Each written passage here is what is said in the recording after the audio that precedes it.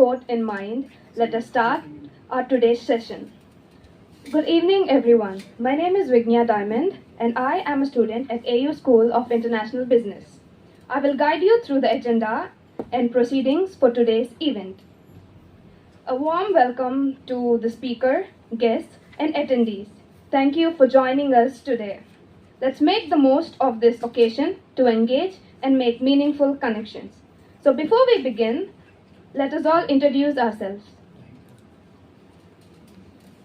Hello everyone, I am Isaac. I am a third year student at Andhra University. Hi guys, this is Rajesh, pursuing CSC third year in Andhra University. Hello all, I'm Ravi from BBA second year, Andhra University School of International Business. I guess myself Francis, pursuing BTech third year, AAA. Myself Narayana Sai, CSC second year from A Quality Engineering. Hello, I am Govardhan from Andhra University of Engineering, third year after that. Hello all, I am Vamsi from BBA.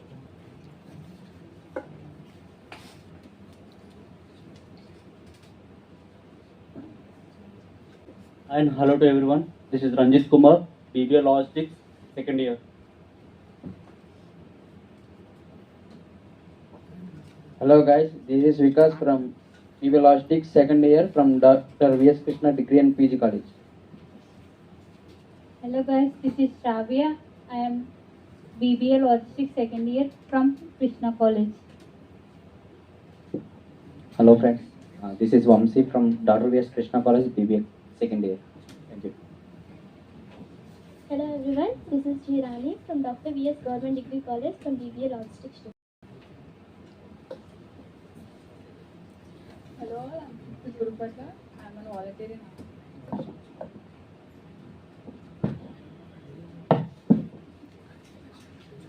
Hello everyone, my name is Alekhya and I used to intern at AHA. Hello all, I am Hamashri. I am working in AHA. Hey guys, I am Adustrisha, studying BBA first year and also I am doing intern in AHA.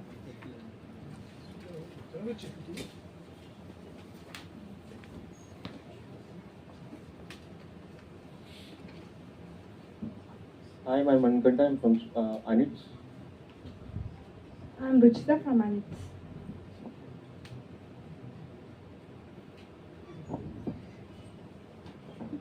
I am Ashrit from Anand. I am Prabhakar Raju, and we have a startup we are building it.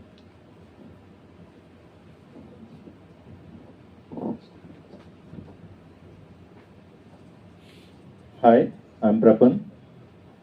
Basically, I'm a HR turned entrepreneur. I help students find a purposeful career through my platform. Hello everyone, my name is Renu. I am from BBA Logistics. Hello everyone, I am Vijay. I am working as a mentor with Grameena Incubation Center. Here as a speaker today. Hi everyone, this is Dr. G. Srinivasarao, Associate Professor, Dr. V.S. Krishna. Thank you. Here are a few ground rules before we commence the meeting. Kindly switch your mobile phones to silent mode.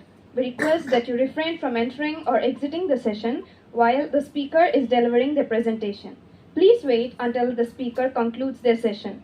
Please refrain from engaging in crosstalks or side conversations. Kindly note that the startup pitch is allocated a maximum of 10 minutes, followed by a 5-minute Q&A session.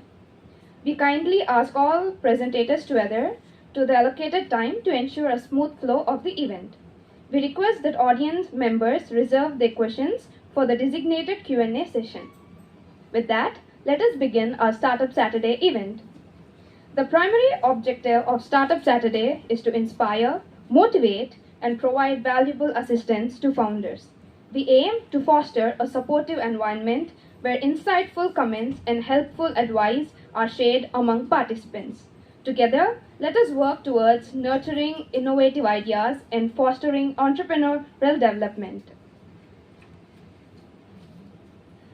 So, without any further ado, let me introduce the speaker for the day. Our featured speaker is Mr. PVSS Vijay, a mentor at Grameena Incubation Center. Despite facing several setbacks, starts, stops, failures, and disasters, Mr. Vijay has achieved success with a business boosting a 5 crore turnover. His dedication to helping others realize their entrepreneurial ambition led him to join the Grameena Incubation Center, where he mentored rural entrepreneurs. Let's welcome Mr. Vijay with a round of applause.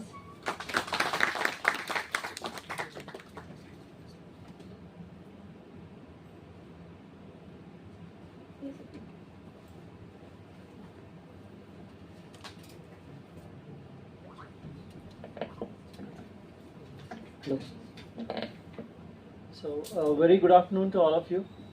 And my name is Vijay, working as a mentor with Grameena Incubation Center. But before that, if I have to describe myself in a word, or maybe maybe 2-3 words, I'd say I'm very bad at taking instructions and following directions.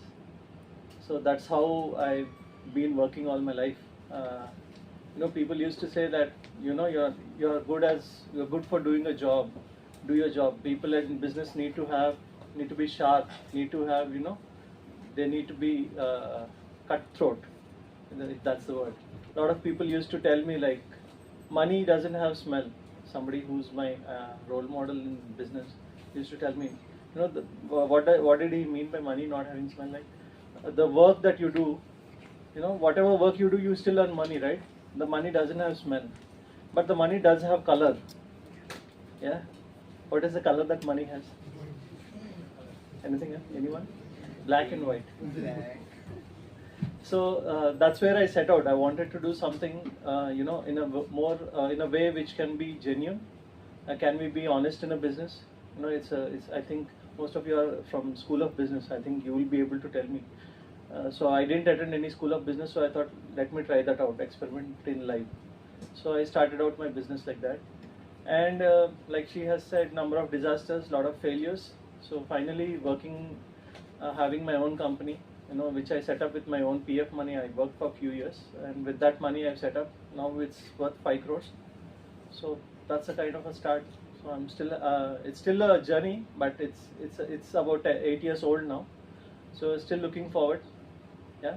So now coming to, and then after all this also, what happened? Like I still remember the first order which I got, the first first deposit to my account, the first 1 lakh that we earned, the first 10 lakhs we earned. After that, the numbers started getting blurred. There are too many zeros. I started, stopped enjoying the numbers. They were no longer endearing to me. It was more confusing. And then I started in this lookout. I started looking back to myself. Where can I actually fit in, and what can I actually do? I mean, something which all of us, all humans have this in them. We all love to do one thing. What is that? To help the other person.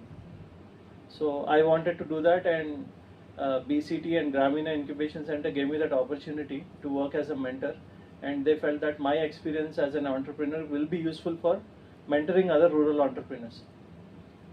So I have a small presentation about Grameena here. So I'll just slide around. So Grameena Incubation Center our major goal is rural startups for rural India. So as an abstract, so we are India's only rural-based incubation center. You have a lot of incubation centers in Vizag, in other cities also, but they're mostly focused on the urban sector. But we are a rural-based incubation center. We focus on rural enterprises, and enterprises which can, startups which can provide rural enterprises with the relevant technologies. Our area of focus is primarily rural entrepreneurship. The focus sector are women and people with disabilities. We are recognized by MITI as a center of excellence in agri-tech, and we have so far incubated 5 agri-tech startups, and we are working on our goal, which is rural startups for rural India. So we'll come to that slowly. So Grameena focuses on rural, micro, nano entrepreneurship. And how is this done? Is done through the community level engagement. We identify, we train, we mentor rural women, people with disabilities, and we then connect them with the financial instruments, to empower them set up their own enterprise. A focus area, we are primarily working on promoting entrepreneurship among women, especially over 35 years, and people with disabilities. Why women over 35 years is the focus? The reason being, most of the women in the area that we work are all retrenched from SEZs. We work in a place called near Achutapuram. You have heard of the place? Achutapuram is near Brandix, and there are a lot of SEZs around. And after 35, most of the women get retrenched because they are not, physically so productive and not efficient in terms of output.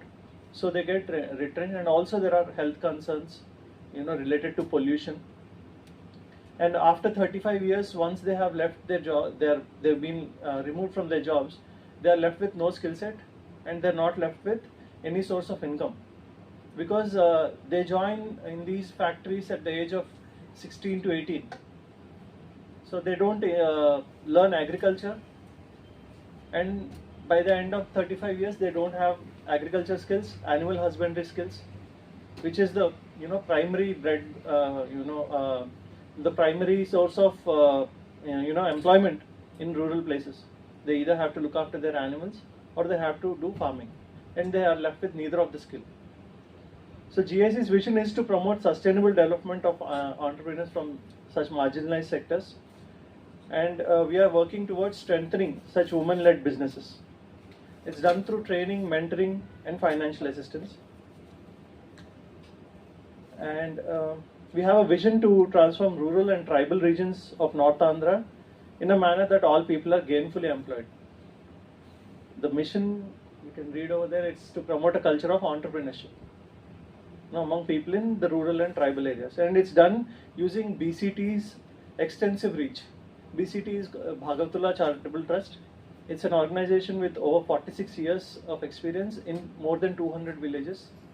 And using their extensive, reach, we just sit on that, and we take advantage of that community reach, and using that we implement our planning over there.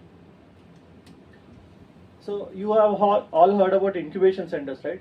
What's an incubation center? Anyone? Place where a startup will improvise their idea and build the first version of it. Right. Absolutely. So something like as a layman, I will give us a very crude example. We have incubation centers in most villages.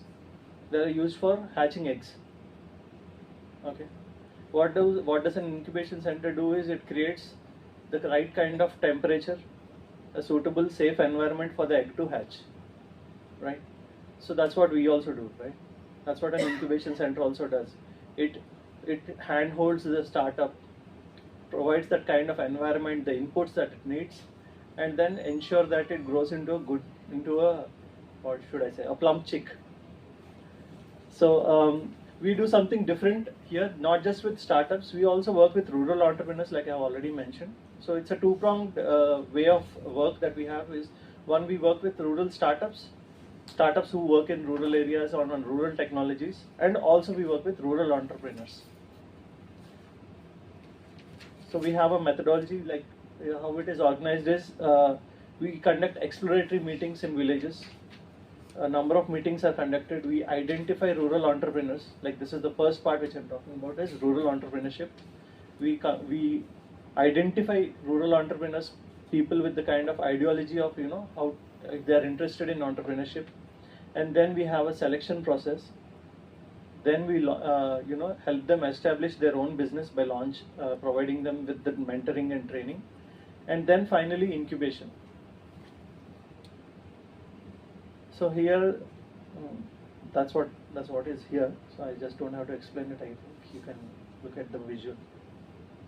So there, these exploratory meetings are conducted in village levels through village level communities and local grassroots workers, and we identify two kinds of people. Is first we identify the needy ones who require this kind of an entrepreneurship, And then again we identify people who are interested in entrepreneurship. Once we identify them, we create a platform for them, by incubating them at our incubation center as well as at their homes. We visit their homes, we try to mentor them and identify what kind of a business they want to set up, what kind of an entrepreneur they want to become, and what are the tools they require.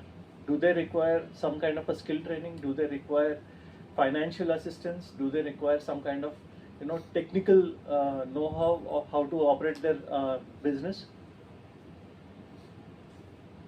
And when all of that is identified, we mentor them, we nurture them with their idea, and we help them establish their business. All the skill training is done, and also we provide them with linkages with banks and NBFCs to support for their financial support if they require anything as such. And post incubation, we handhold them for 6 more months and see how they are doing with their business. And if there are any more gaps, we again re-mentor them and do the necessary corrections there. So far we have done 4 batches of cohorts. In the first batch, we have trained 285 micro and small entrepreneurs. Cohorts 2, we had shortlisted 19 agri entrepreneurs who are primarily basing on agriculture and agri startup linkages. Unfortunately, COVID hit us very bad. It hit the farmers also very bad. So they all had to wind up their ideas about entrepreneurship and go back to traditional farming. Cohorts 3, again, we started with unique business ideas. We identified 267 entrepreneurs. We mentored them. We are still trying to identify how to link these people with financing options and entrepreneurs. In cohorts 4, we have focused with cohorts 4 on more than 100 women who were retrenched from SEZs, and we have mentored and trained them, and we are helping them establish their own businesses. So the challenges that we faced, cohorts 1, there was a lot of lack of awareness. They didn't know what is entrepreneurship, they didn't know what is an incubation center. And with cohorts 2, like I said, COVID. And cohorts 3, we had issues with lack of reach, and unique business ideas were very less that we had received. The whole concept of cohorts 3 was, unique business ideas. Cohorts 4, the final challenge that we encountered is lack of low interest loans, failure of banks, and tough loan disbursement. This is what they faced. So these are the just a pictorial representation. We had so far launched 25 businesses. 92 women and PWs have been mentored. Around 690 people have been surveyed, and that's in 60 villages. So most of the businesses are rural enterprises are the traditional businesses, right? I can see like it will be mostly shops, bookshops, general stores. We have tailoring. In the villages that we serve, we have a lot of women who are into tailoring and flour mills.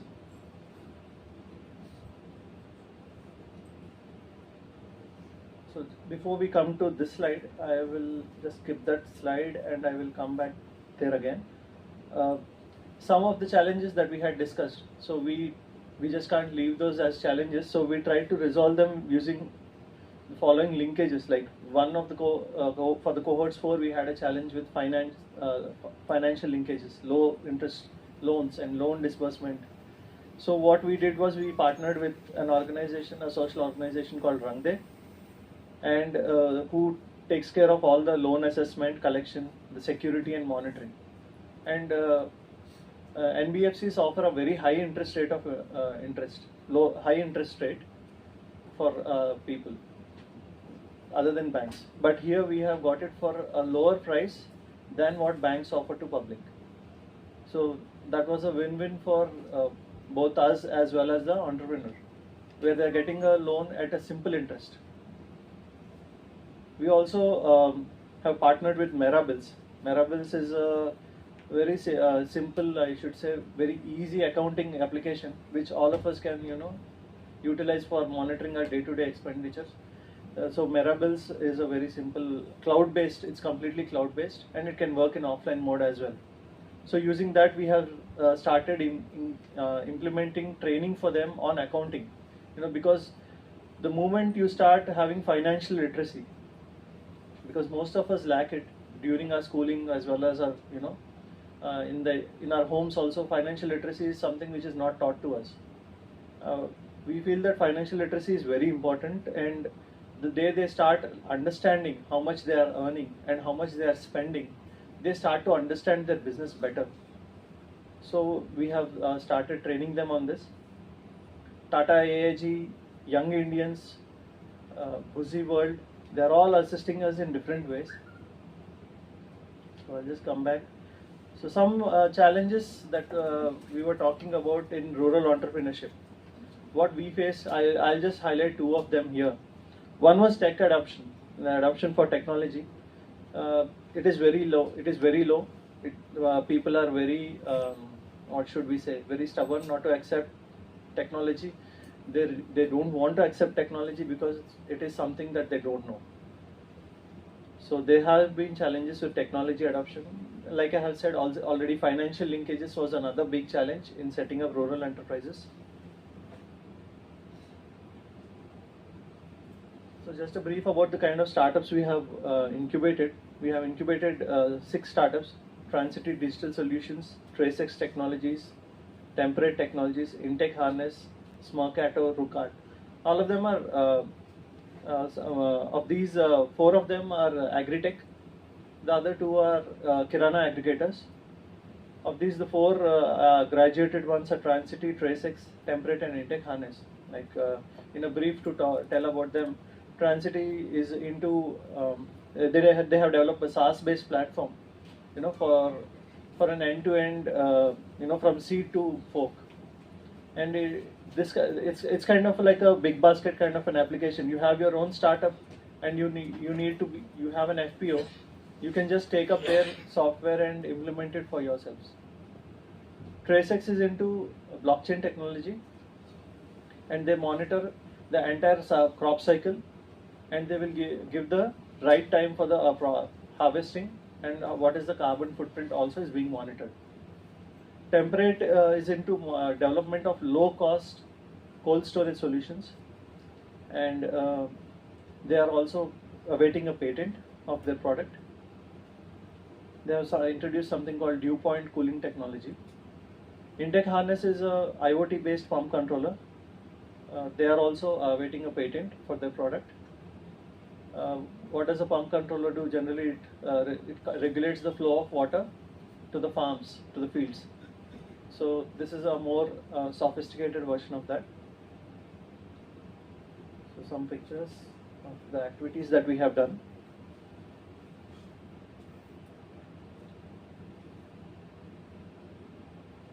So we've recently organized, in the month of July, we organized an Enterprising Bharat seminar as well, a workshop.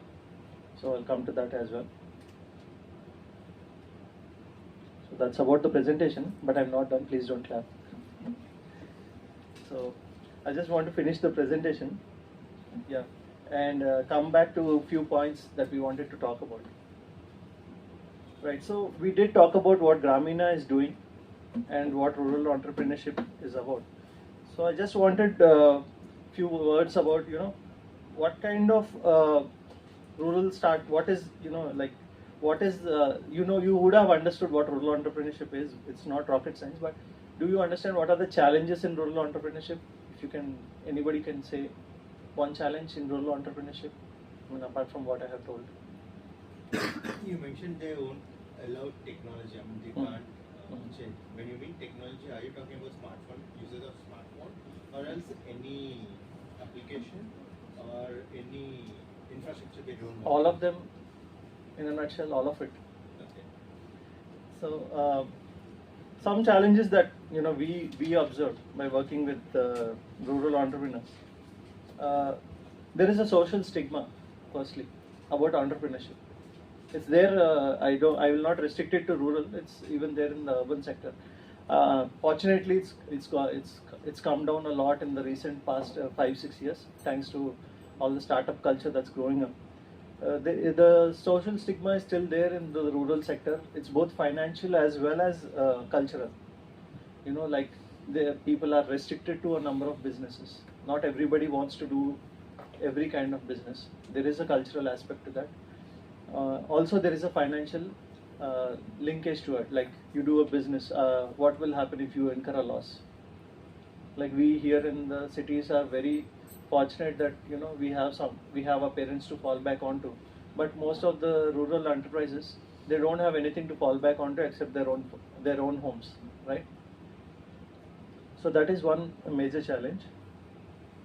Innovation is very low, if not in all, I will not say in entire rural Bharat, but in areas in the villages surrounding Vishakhapatnam, we have seen very low innovation. They are very, and I did a Google search of rural entrepreneurs or rural ideas, innovations in Andhra Pradesh. There are very few that have come out, and we find lot of rural innovation happening in Tamil Nadu. We see lot of rural innovation happening in Maharashtra, in villages in Gujarat, Rajasthan. Also we see that. So where is that we are lacking in rural innovation? I think that had to do something with the availability of regular income. We see that most of the villages surrounding our cities in Andhra Pradesh, they are all having SEZs in their vicinity. So there is a easy access to a regular steady income to all these rural community. So what will you choose, a regular paying job or a risky, maybe one time shot at a business? Everyone chooses the regular job, right? You are not here for that. You are all entrepreneurs. You are all here to understand that. So you are not here for that. But that's what how the situation is. There's also this fear of failure. What will happen if the business is gone? Which is also with all of us. But I think we have overcome that step because you have stepped here. You know the avenues that are available to you. So that's the next thing is the awareness and the knowledge of opportunities, the kind of access to financial instruments that we have, which the rural community lacks. Apart from this, if you are an entrepreneur and want to work in the rural segment, you have difficulty with transportation costs, which is very high. You have difficulty with lack of skilled labor. Agree? So these are the kind of challenges that we face. And I just would like to quote few more. Just let me know if I overshoot my time. Yeah. So just couple of few people I would like to talk about, few rural entrepreneurs, who can be an example for all of us. One name is Dadaji Khobargade. He's from Maharashtra. Anyone heard the name? Okay. He didn't have any education in agriculture. He did experimental breeding on a new variety of rice, and after many years, almost 17 years, he developed a successful variety of rice, which all of us are very aware of today. HMT rice. Heard? It was developed by him. He's now listed on Forbes. Anybody heard about Chintakandi Mallesham? Yes, sir. You would have seen a movie about him? Yes. Yeah. He is the designer of Lakshmi Asu machine. He's a weaver. He's from Nalgonda. He's from a weaver community, very poor family. He invented a device which mechanized the entire process of weaving weaving the yarn. For generally to make one silk sari, traditional Pochampalli sari, it takes 9,000 turns by hand to weave the sari across. They have wooden pegs across, and to weave that it takes 9,000 turns.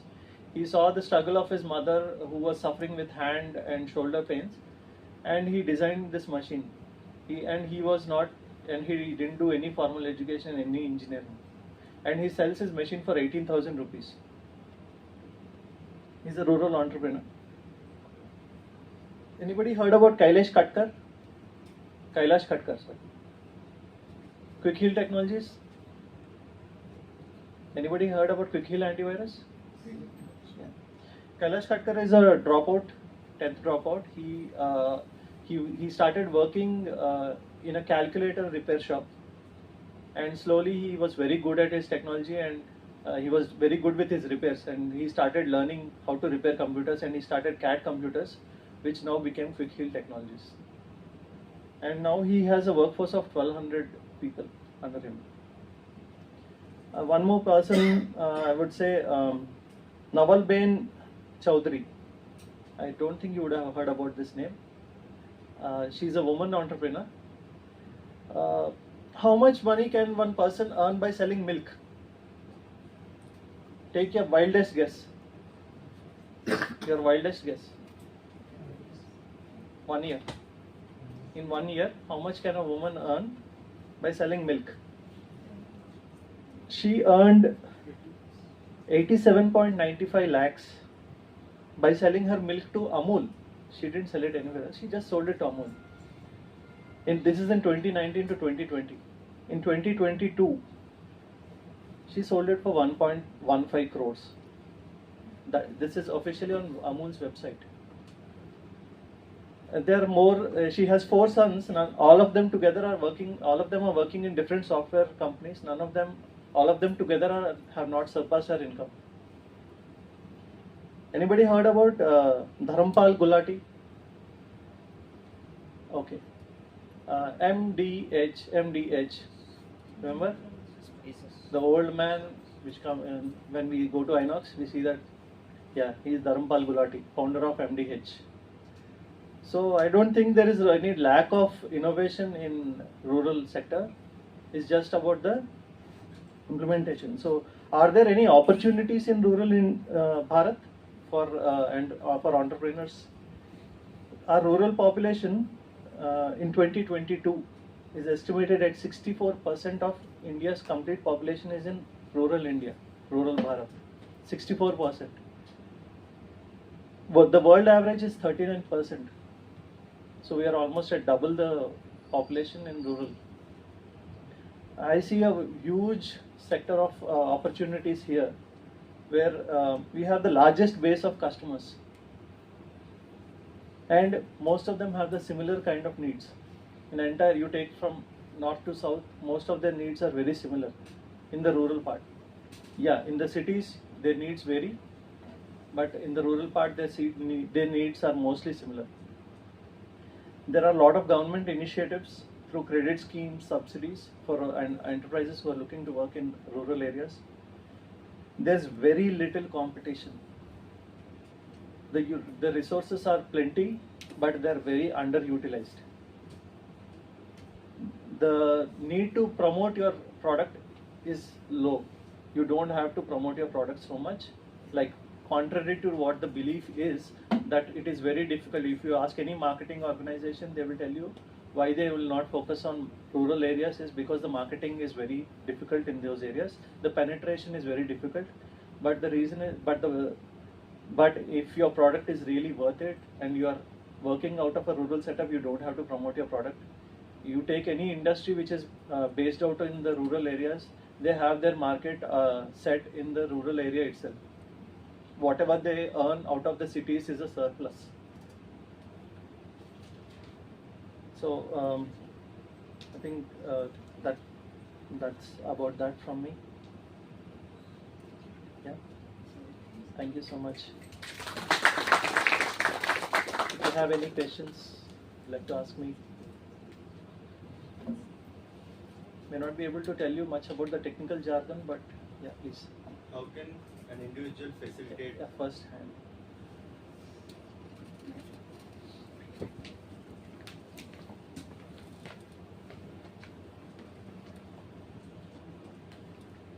Thank you for the presentation. So my doubt is, since it's a limited incubation time for the startups, at what stage of a startup do you think it is best to approach an incubation center? Is it during ideation, validation, or when they're scaling their business? If I'm talking about other incubation centers, we have incubation centers who are mentoring from ideation stage itself. There are incubation centers who are supporting at the prototype stage itself. So, what stage would you need it actually? You have all the avenues here. The avenues are open here. Like you said, you don't have to approach them There's no set rule that you should approach them at this particular point. The avenues are available today. You can approach them at ideation stage, you can approach them at prototype stage, you can approach us post your execution stage. Because we are not mentoring startups so much, but we are mentoring the rural entrepreneurs. So, yeah, please. Since it's a limited time, so from a startup perspective, is it better for them to approach at a later stage or from the initial days itself? No, you can approach from the initial stage, but if you have a prototype ready and if you are looking for mentoring at that stage, then you should go for it. Why should you wait till you have developed the complete business and then go for an incubation at that stage? That's what I'm saying. You have different incubation centers at different stages. You can incubate at all of them. You can incubate at a prototype incubation center, which, like for Geetham, which has a prototype stage. You can also incubate with our hub, which is post the prototype stage. At ideation stage itself, they start mentoring you. You choose it.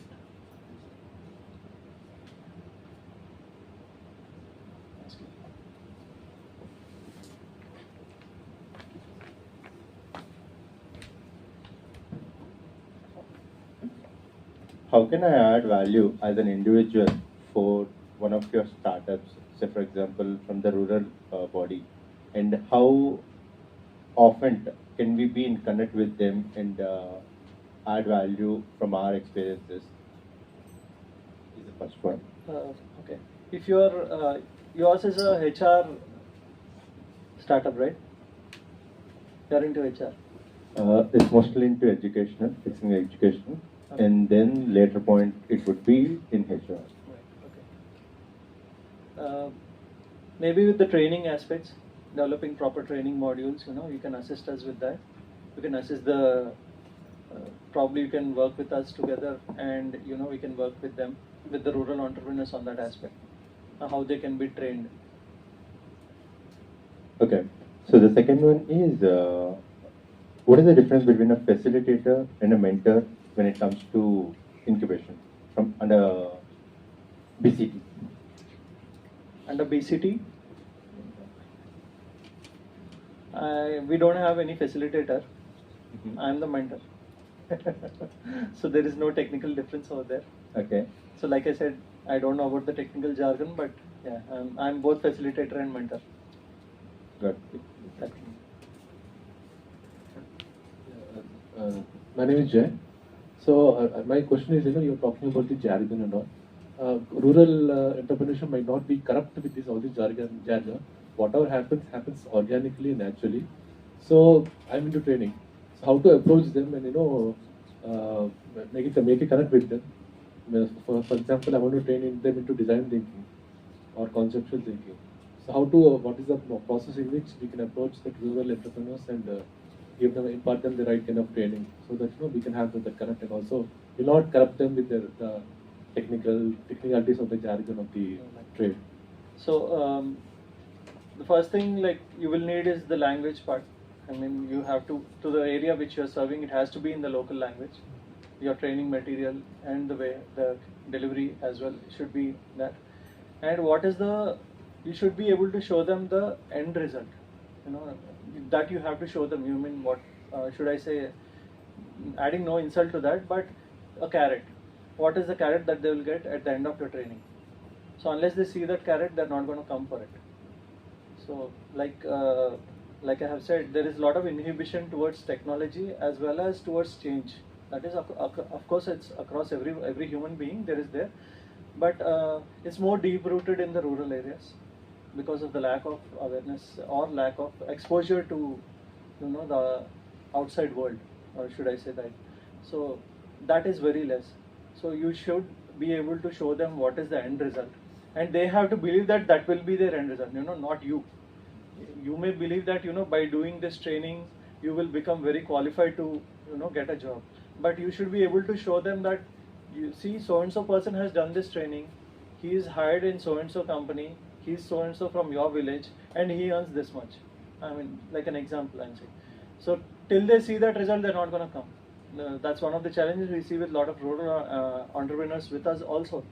Like they don't see what because most of them are not financially literate, they don't do an accounting, they don't know how much they earn. Once we go and ask them, they say I'm earning 1,000 a day. After a few days when we go and ask them, they say we are earning 100 a day. So, and when we ask them how much do you earn in the month, if they are doing 1,000 a day, it should be 25 to 30,000 a month, right? But they end up saying it's around 20,000 to 15,000. So what happened on the remaining 15 days? So then they say we don't keep, we don't know, every day is not the same. So that's why we ask them to keep records. So there's still a struggle going on in this aspect where we train them with the technology aspect. So training, like you said, is still a challenge. But unless they see the result, like we want to show them, see, this is how much you have earned in this month. You could have earned this much by saving so much, or you have spent so much on an unnecessary expenditure which you could have reduced and still earn more. So by giving them by showing them the carrot and the result, till then I don't think they will fall in place for the training aspect like you have mentioned. But then the avenue is still open. The avenues are there. It's like what should we say? The experiment that we do should not stop if it's for greater good. We should keep trying. We try in different ways. We fail in some, we succeed in some. But then the work we should do must be to keep moving forward. So that's what I believe. Small follow-up is that you cited the example of Malaysia, where he invented this textile-related invention. So did he get patented? Did he get that thing patented? Yeah. And are they aware of this patenting? Because even cities, we don't. Most of us are not aware of patenting. Yes. So coming to Malaysian part, Malaysian's goal from the day he started as a child in this weaving community was to make his mother's work very simple. His mother used to be the one who used to do this weaving, so he wanted to make his mother's life better. And he persisted through this for almost like 15 to 20 years. And that is what persistence is like. For 15 to 20 years he persisted with that, and finally he invented this machine. No, he hasn't patented it. He hasn't taken a patent for it. He has left it open for everyone to use it. That's his choice. Yeah, that's his choice. Then today, like it takes generally, if a number of weavers can work on one Pochampalli saree one day, it takes a day. With Malaysian's machine, they can manufacture 6 sarees in one day. There are a lot of other rural entrepreneurs, if I would like to tell about Arunachal Muruganathan, Padman. I think you have heard about the movie, right? So I had the opportunity to talk to him about 10 years ago when he had just started out with this, and his story itself is so inspiring. If you did not check out one of his TED Talks. Padman is nothing in comparison to his TED Talk. He's a school dropout working from Tamil Nadu. He was purely working with his innovation and drive, how to address the issues of reducing cost at home. That was his goal, because his wife and his mother, wife was having periods frequently, and they were using cloths for their periods, and they were often falling sick. So he started inquiring about this. It's a taboo matter, even in our cities, but in a village you can imagine how he was treated.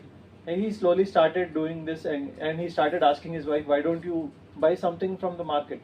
Why don't you buy Whisper? Why don't you buy Carefree? They said that, if we buy pads for 1 month, the milk ration, the milk budget for this month is over. Our house cannot buy milk. So he wanted to know, why is this product so expensive? And he started out with that. And he hasn't patented his product yet. So that's how it is. Thanks. Thank you.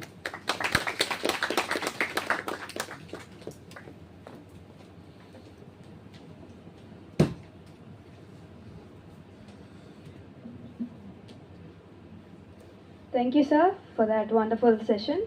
We all are indeed inspired by the way you empower the people in rural areas towards entrepreneurship. Next on our agenda, we have an exciting startup pitch, Budget Buyers by Mr. Manikanta. The pitch will be for 6 to 7 minutes, and the remaining time of 3 to 4 minutes will be for a Q&A session. A green card will be shown at 5 minutes and a red card at 6 minutes.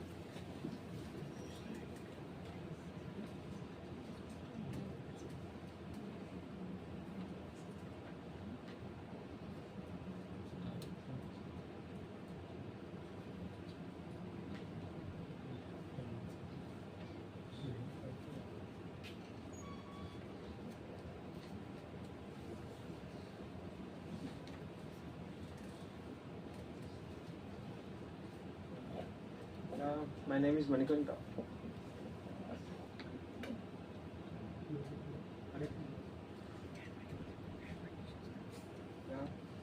This is our page, budget buyer.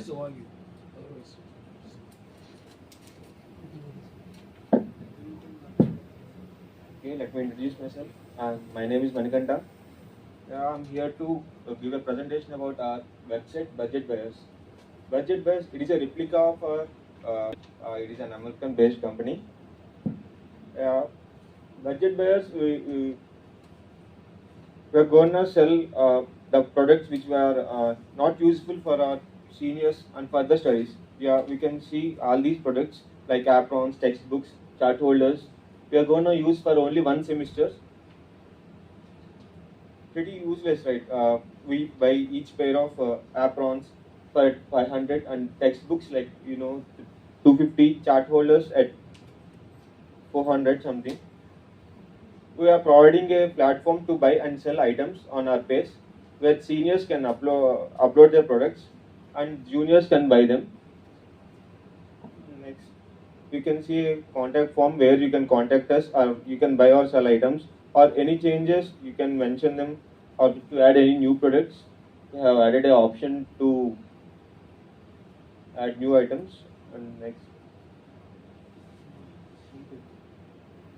our mission is to provide a platform where every student can afford all items, but sorry, that's it. Any queries or questions? Your presentation is over? Yeah, kinda. Any problem? How does someone buy from us? Yeah, you can see a contact form here. You can fill the contact form where your details like name, email, phone number. You have to fill all these. And next, if you want to buy, go for the buy option. And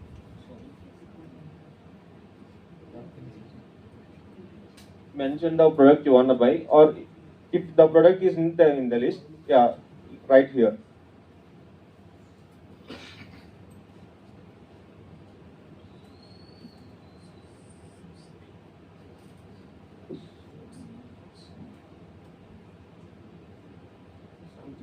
Papers, reset papers. We're gonna send. We'll take a mail. We'll get a mail. So we will reply to you in the mail. We'll respond to you in the mail. Oh, it's not my laptop. And any other questions? Sir?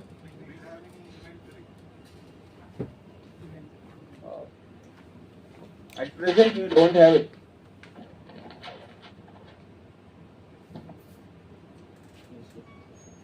At present, we don't have any inventory because we started the page started as day before yesterday. So we are looking for buyers and sellers. If this is successful at our college level, we are going to expand it to other college levels. We are going to remove this page, like see this image of our college, and we are expand it.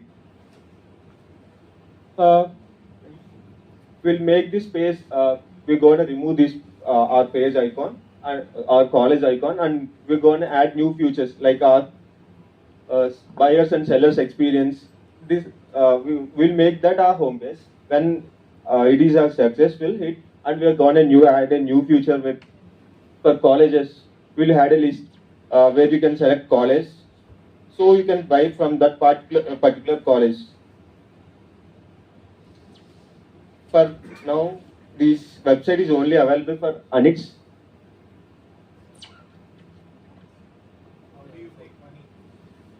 How do we make? How do we make? Am I audible to everyone? Someone should have you. You continue. How do we make money? We'll make money from both buyers and sellers.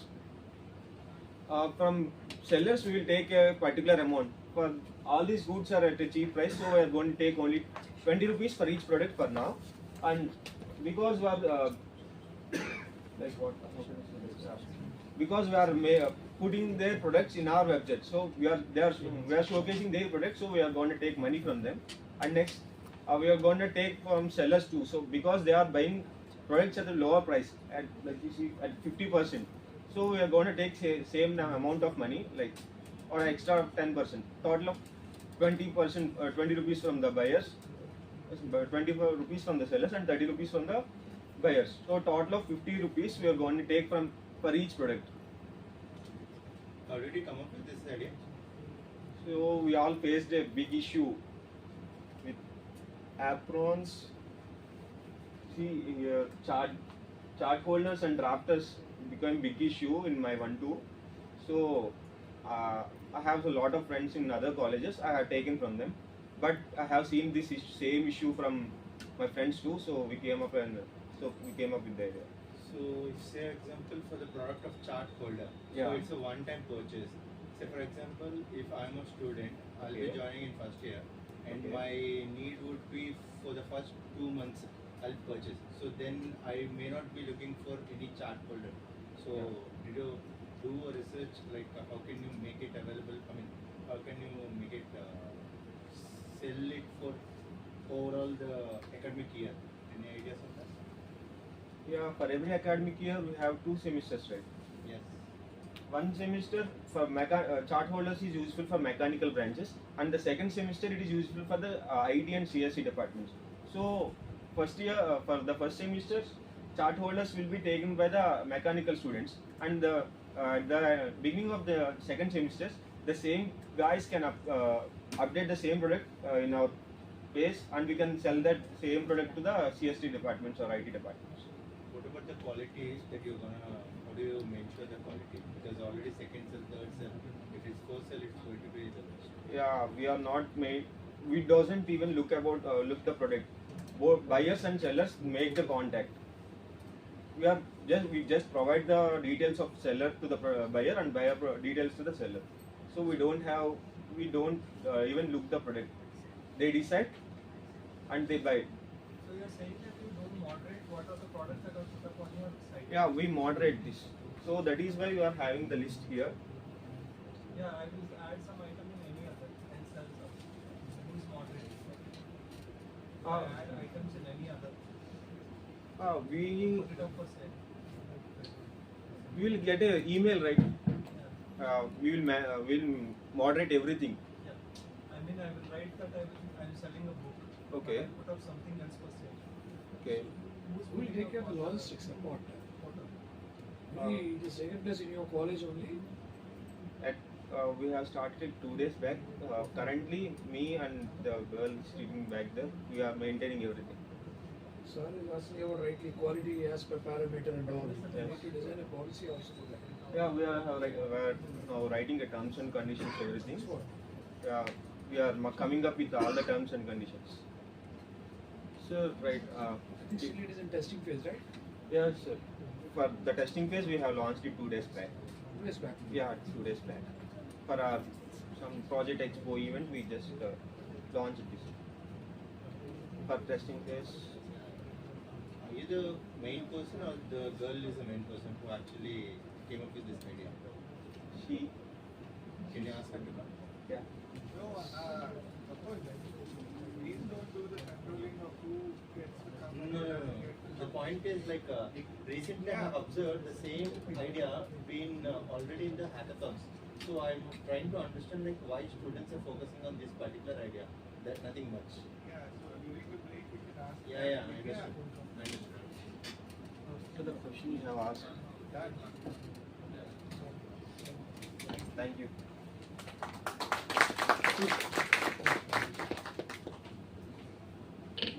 Thank you. As we near the end of our session, I would like to announce that we are having an open mic session.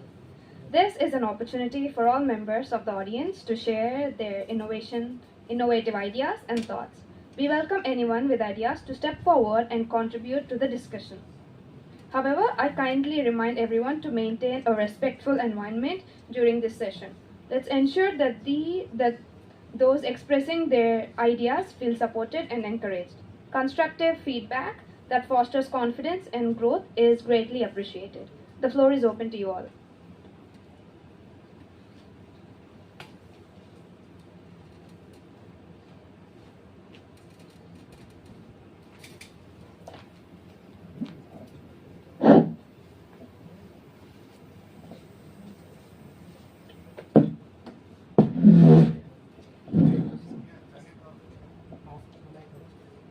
Hello everyone.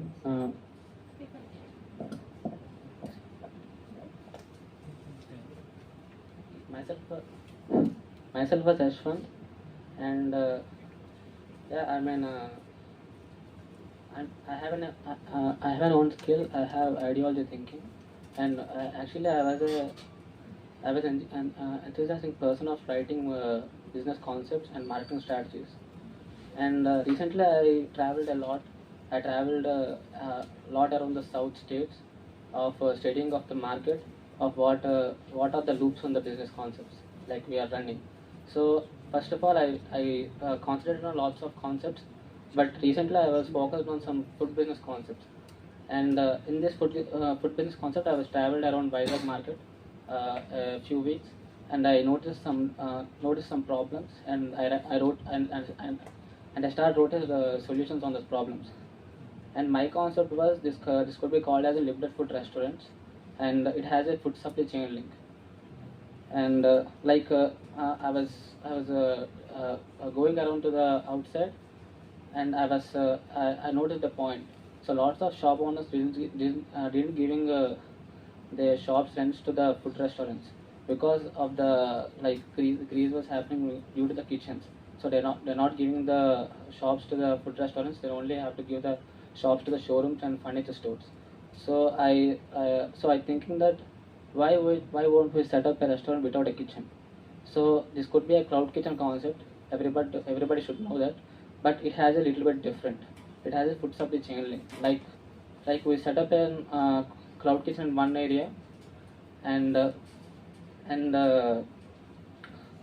we set up in restaurants and which are planted in every 10 minutes of traveling distance ratio.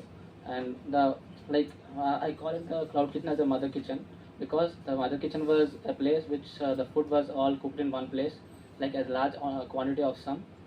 So for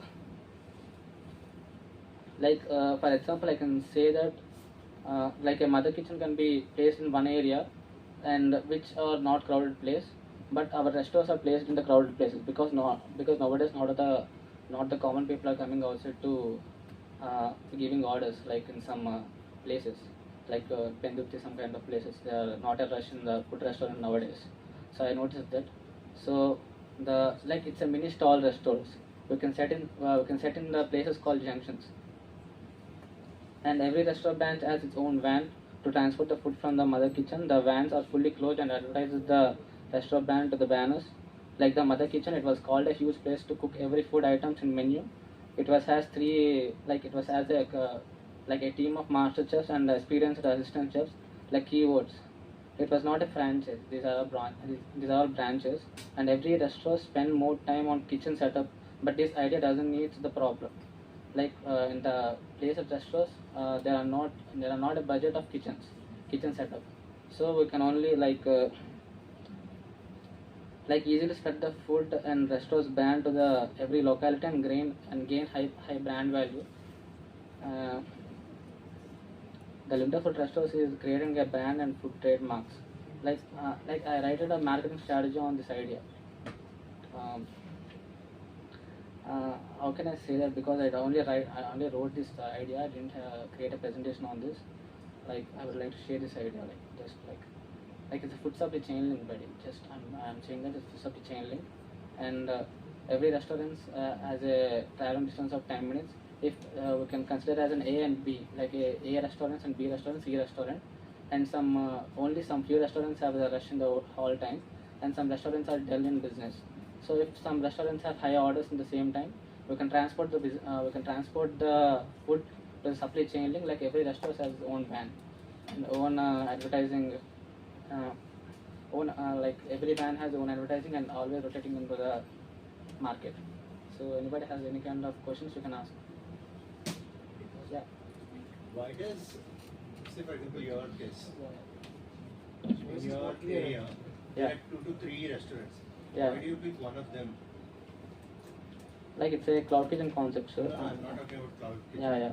I'm asking as a user experience. Yeah. There are 3 restaurants on the way when you are going to your home. Why do you pick one of the restaurants out of the rest of the 3? Why? Why do you pick? Like people will choose, sir, or my No, choose. your personal experience. How do you pick? Yeah, because of the taste, sir. Because that's why I'm rewriting the concept, sir. I was planning a restaurant which have a brand value, sir.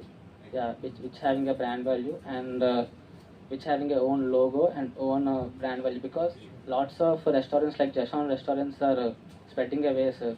Like everybody, Gajwaka, Jagadamba and Madhurwada, they have their own branches, but they have different kitchens and different chefs, and it was a taste difference to the audience. They have a taste difference and recipe difference, or recipe same, but taste will be a difference. But in our restaurants, everywhere we can eat, we can get the same taste. Is the existing model of franchise are not solving the issue?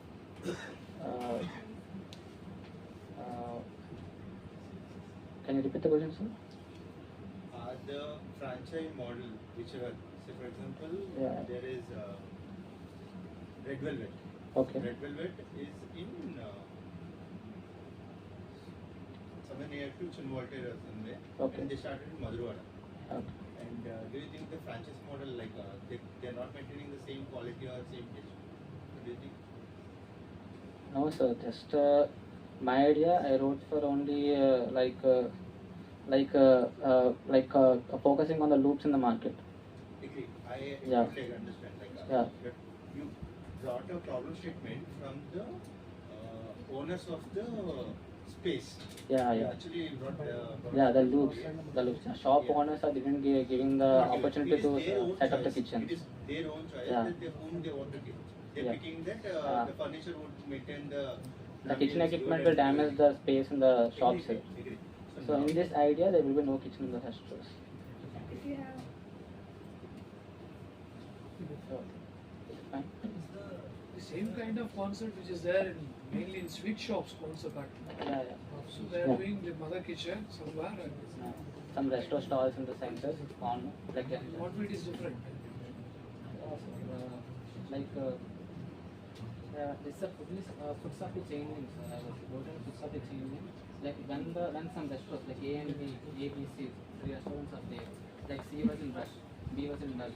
So we have to transport the food from the C restaurant, from B restaurant to C restaurant. Okay, thank you. We can continue the session offline.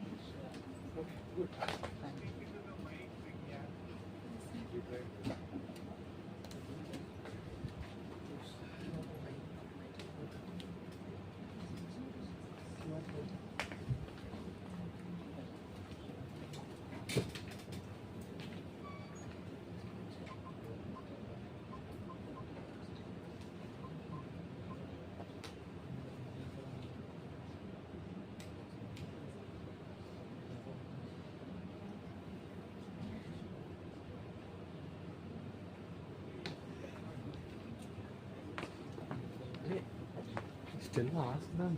Anybody has, more anyone has ideas to present, can come up here and present their ideas. The floor is still open, so if anybody has any ideas, you can still come up. We still have a few minutes left. Yes, sure, sir.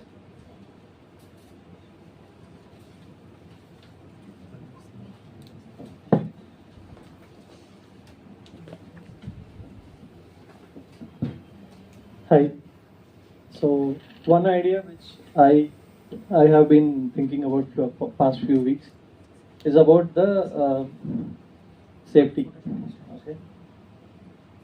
So my idea is we often have a lot of accidents happening on the highways, and one of the reasons for that is drunk driving. Yeah, and recently I lost an employee of mine to drunk driving. His death did not cause me so much sadness than the people he killed. He killed 4 people of one family because he was drunk, and he killed them while he was driving a motorcycle.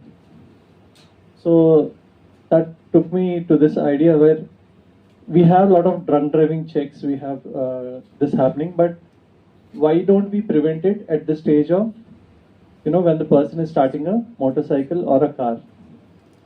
Yeah, we have something called as inhibitor ignition systems, which are in place which are implemented in the Western world, but it is implemented on a selective basis where people who have been already fined and caught drunk driving, they have to purchase an inhibitor such as this device and install it on their machine for a particular period, and then they are free to go with that. But in the kind of population that we have, or the kind of driving that we Indians do, I think why should it not become a mandatory thing that every device, every vehicle, motorcycle or car, have such an inhibitor ignition device? And why should it not go through a public interest litigation, or we ask the courts to implement this? Yes, there are a lot of the car manufacturers will not come forward to do this, but this is something which can be put up, is what I feel. And what the inhibitor ignition devices do, for those who don't know, is it takes the alcohol like a breath analyzer does. It takes your alcohol percentage, it checks your breath, it analyzes your breath, and based on the percentage, it will only send a start signal to the motorcycle or the vehicle that you are driving. So where can we, if we can involve some kind of a technology where this is not just monitored, because there are a lot of failures with inhibitor ignition. You use a mouthwash and your inhibitor ignition device will identify that you have alcohol in your mouth. So how do we use tech for that, and not just as a single start for the ignition itself, but throughout the process that the vehicle is in action? Similarly, why don't we have a technology or a sensor for making mandatory, like we have mandatory seatbelt alarm for all our cars. Now some of the cars, high-end tech cars like Audi, they all have, if the seatbelt is not connected, the vehicle will not start. But now, why can't we have that with our motorcycles, where a helmet has to be, placed on the driver's head and be sensed like that, and the moment it has been removed, the vehicle gets a kill switch. So that's my idea. Idea is very good actually. When it comes to the practical issues, there are so many challenges. Yes. So for example, a person who is not in drunk mood, okay, he can start the vehicle, isn't it? The another person who is in drunk happily can go along with it. This is also one of the constraints. There are so many constraints involving in this particular aspect. So that's why I said not just at the starting stage, but throughout the yes.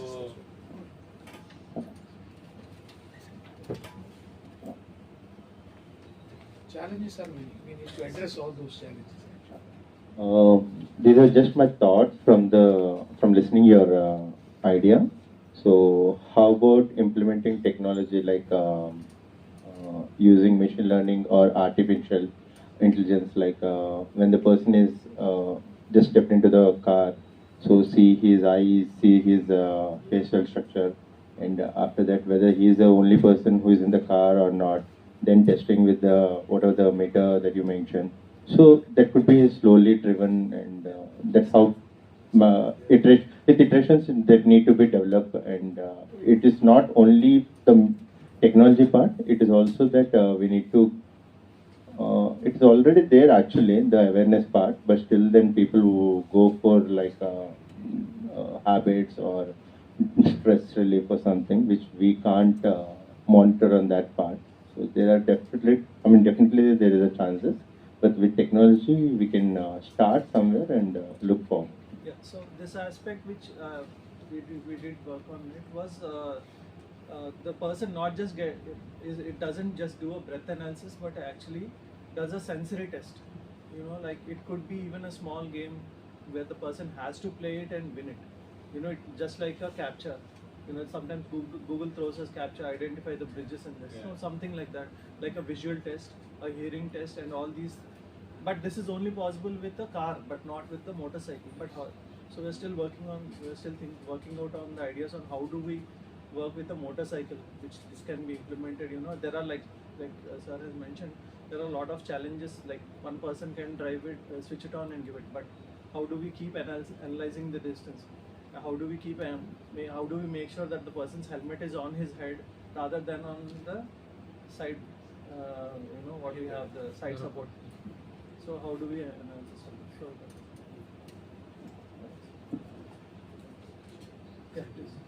One small question, was curious about the alcohol. We have the breath analyzers. What about drugs? Someone who takes is on drugs, how can one understand? Is there any technology as of now to detect that? No. It's just blood test. Blood test. So, as if we don't have any such technology now.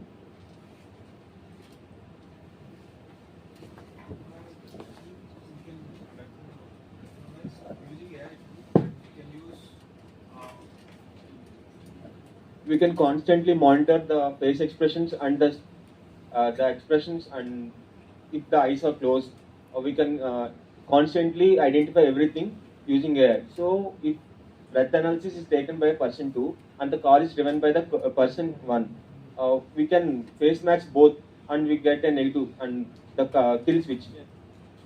You have, I think we can use it for the bikes too. Like with the cars, there are a lot of advantages here, which we can even keep monitoring their eyes and all that. Like we have this kind of a technology available in where people fall asleep, road hypnosis. For high-end cars, there is this option where if they are having road hypnosis, the car shuts down. So how do we? It's called ADAS. So we have that. So how do we implement this in this kind of scenarios with motorcycles also? Because we just can't switch off the bike and the driver will fall down. It will lead to another accident. So how do we do this kind of scenarios? I think you can use it for the bikes too, like where you can recognize the person is with the helmet or without the helmet. While training AI models, we can train the model with the person with the helmet and same with the person without helmet. For the image, you can describe it. This is the pic of a person with a helmet, and this is the pic of the person without a helmet. So if we constantly track it. Yeah, track the image and we can kill switch it when the person. Yeah, that's what I was saying. How do we just kill the bike? You kill the bike when the driver is driving it. That's going to cause another accident. Thanks. Okay. Thank you. Hello everyone, I am Ruchita. I am from Anits College. Now I am studying engineering third year in CSE department, and I have an idea that nowadays everyone is facing to solve any coding sums. Even I am also not interested to do coding every day. In my class, I think only 3 to 4 boys are good in coding. In girls, no one is ready to code. So they are always demotivated to code every day. So I have an idea that I want to build a website where like 3 to 4 questions are given every day. They need to solve any one of those.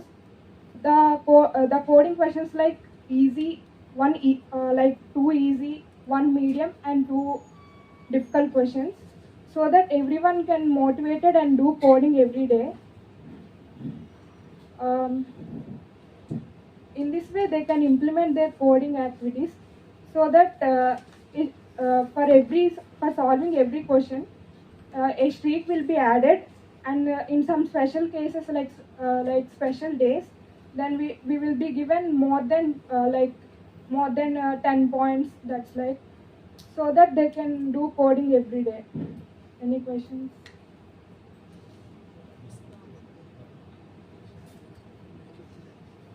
Is this solution not available right currently? Yeah, is it available? In which website it is available? Like HackerRank, CodeChef.com, like LeetCode. So you have an inspiration, like you can take it what they are doing and build your own this thing. Isn't it what you want to try? Like if we implement it in our class, when all of those friends can do, then we also get motivated to do. So you want to create a peer learning kind of an environment. Yes. You have to understand one thing. Only motivation alone is Like all of our friends get same questions now, so that we can discuss and Okay, only one question for me. How does a programmer analyze or consider as very good programmer and very basic? Not good. I mean, you're telling like majority of girls are not looking into coding or something. Yes. So what is that only one skill set you could say that actually can make the student more aspirant towards coding? What is that skill, do you think, from your experiences?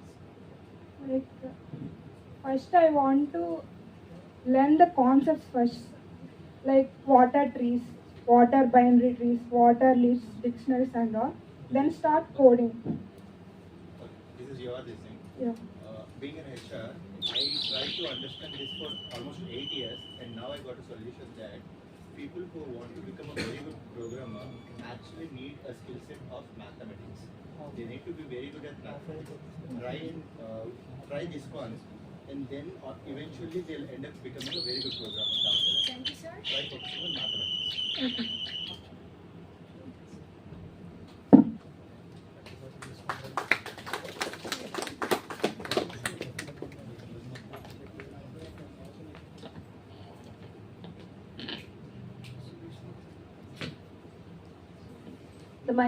The floor is still open. Is there anybody else?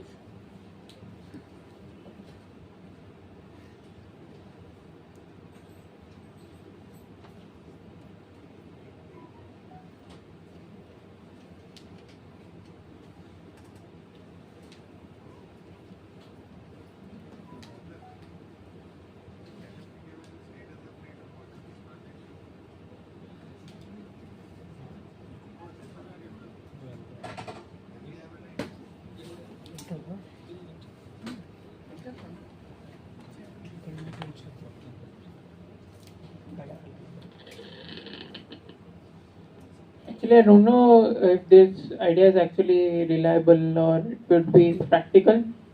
But we know with every day we are morely relied on electrical energy and electricity with more electric vehicles, and we are shifting towards electricity as a medium of energy. So my thing is, we all when we buy electric scooters, what they advertise is that we are running on completely renewable energy. But the electricity that we are using to charge the electric scooter is actually sourced from mostly coal plants of India. 65% of the energy is actually coming from coal. So my thing is, can we create renewable energy, maybe in small quantities in our city, like many open gym areas are kept in the city by GMMC and Voda, where people go and do physical activities like cycling on stationary platforms and all. Can we tax some, maybe a few energy from it and actually make in city remotely sourced renewable energy for charging? Yes, the energy source may be not practical because we cannot generate energy from the remote areas, But maybe can we think about completely renewable sources of energy within the city?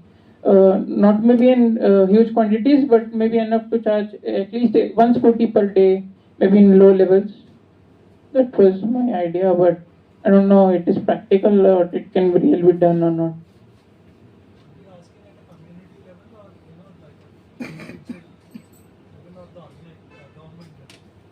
Actually, basic thing is to provide a renewable energy, completely renewable energy source.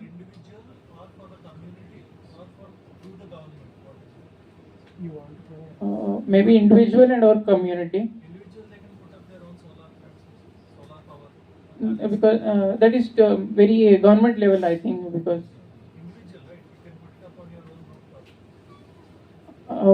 yes, but that's also a point. But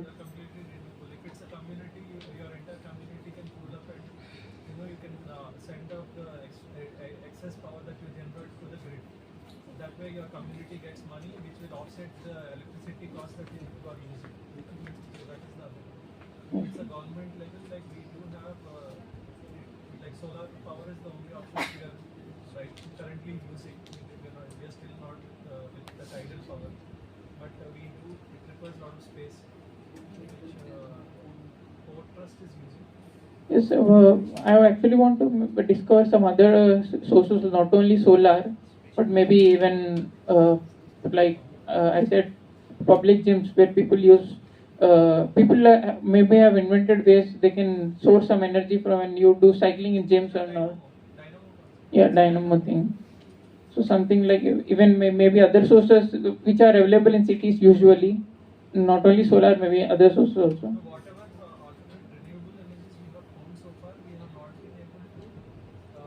Extract the efficient power out of it. Yes.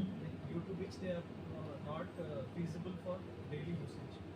The solar panel technology that we have right now, or the hydroelectric or the tidal power that we are using, we don't have the technology available with us which can extract the maximum output from that. Due to which the power generated from that is very negligible or comes at a very high cost. Even the electric scooters concept which you are saying, like today everybody is buying electric scooters and they're saying we are going green. But what is the cost of the carbon footprint of vehicles is much more than the usage of traditional vehicles which are there, because the need today is to convert all these internal combustion engines into using electricity, rather than just buying new electric vehicles, buy new batteries, which will again be a burden on the planet. It's not sustainable, it's not renewable in India. So that is where most maybe we can think about also on that aspect. Thank you. Thank you. Is there anybody else? We still have some time.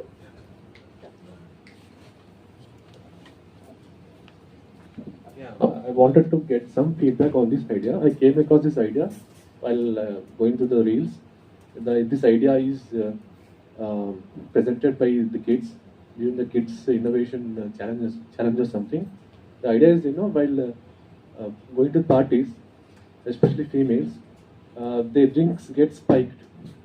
So the solution provided by one of the kid was to have this some kind of chemical to her finger, so that whenever the drink gets spiked, the drink she can test it immediately whenever drink is given to her. Then the color changes immediately. It is spiked. It is not. It will not get. It will not change its color. So I want to get some feedback from the audience over here. I'm sorry. No, if it spikes alcohol, it will not change color. But if it is spiked or drugs, yeah, something like that.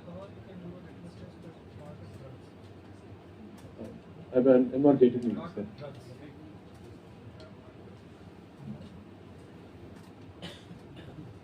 Yeah, I didn't get you. Can you please? Alcohol is possible, but not. I don't know if drugs are possible. Okay. Spike with drugs. Drinks get spiked with. Yeah, sometimes they spike the drugs so that date rape, something called date rape happens.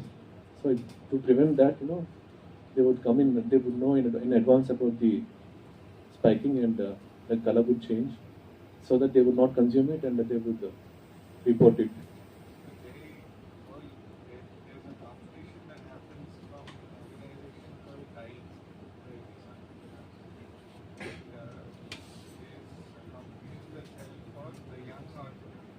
Yes, sir.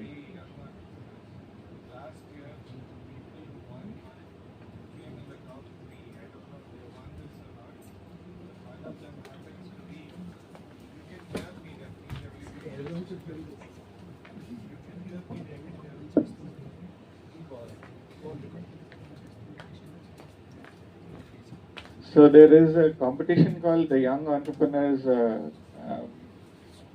which happens to be a program for high school children by an organization called TIE, the Indus Entrepreneurs. You can go look at TIE. You see the right-hand corner over there, TIE Vizag. .tie.org is the name of the website. They had a competition last year where school children went and did exactly this. They came up with a few solutions. One is nail polish, or they compared nail polish, they compared litmus test papers, and they looked at straws. It's their idea. That's what I was presenting the same idea on that. Yeah, so they've already done that.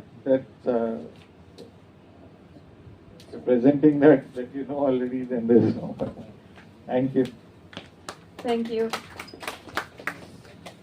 I thank you all for your active participation. We encourage you to share your thoughts and suggestions on how we can further improve these meetings.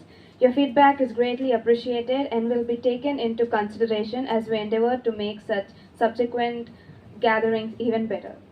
So we have our volunteers here. Can you please raise your hands? Yeah, so if you have any suggestions, you can go to them and share your suggestions with them. We have a few announcements. Our next Startup Saturday will be on October 7th. The pitching slots are open for 3 months. And Agri-Tech Hackathon will be on 23rd and 24th of September at AHAP, Andhra University North Campus. So thank you, and I wish you all a delightful weekend. Please join us for the group photo.